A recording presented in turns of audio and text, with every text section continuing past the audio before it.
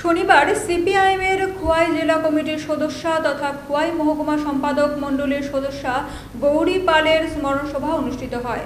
এই স্মরণ সভাতে উপস্থিত ছিলেন ত্রিপুরা রাজ্যের প্রাক্তন মুখ্যমন্ত্রী মানিক সরকার। প্রাক্তন মুখ্যমন্ত্রী ছাড়াও উপস্থিত ছিলেন অঘোর দেববর্মা, বিধায়ক নির্মল বিশ্বাস, পদ্মকুমার দেববর্মা, প্রয়াত গৌরী পালের স্বামী অজয় ঘোষ।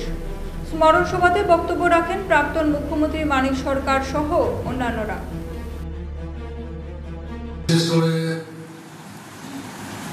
আমাদের অজয়ের সাথে কৃষ্ণার যে কথোপকথন তার রেস ছেড়ে কৃষ্ণা বলবার চেষ্টা করছিলেন।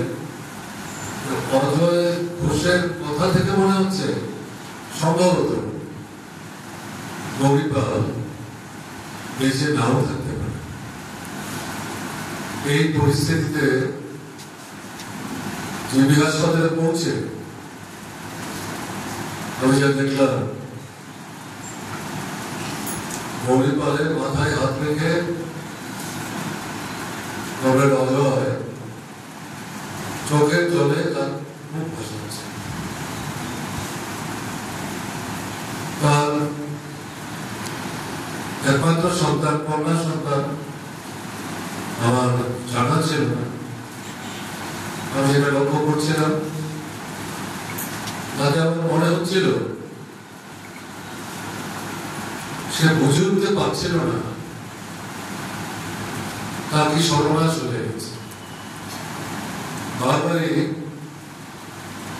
মাকে জানতে ধরে বলছে তুমি উঠে বসো, এবং পাশে যারা ছিলেন মহিলা এবং পুরুষ তাদের মধ্যে কাউকে কাউকে বলছেন তাড়াতাড়ি গাড়ি আনো। দূর থেকে দাঁড়িয়ে দাঁড়িয়ে অবলোকন করছিলাম। সেখানে বলবার মতো কিছু ছিল না। হাসপাতালে পৌঁছে বুঝতে অসুবিধা হয়নি, গৌরী পাল আমাদের ছেড়ে চলে গেছে।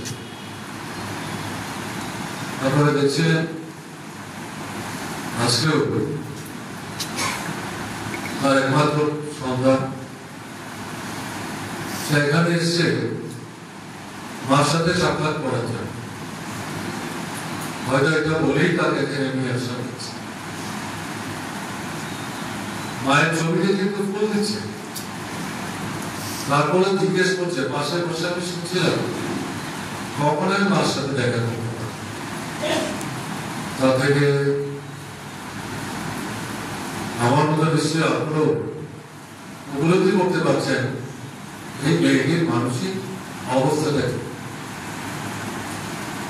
এরকম একটা পরিস্থিতির মধ্যে দাঁড়িয়ে আমরা তাকে স্মরণ এবং শ্রদ্ধা জানাবার জন্য এখানে মিলিত হয়েছি।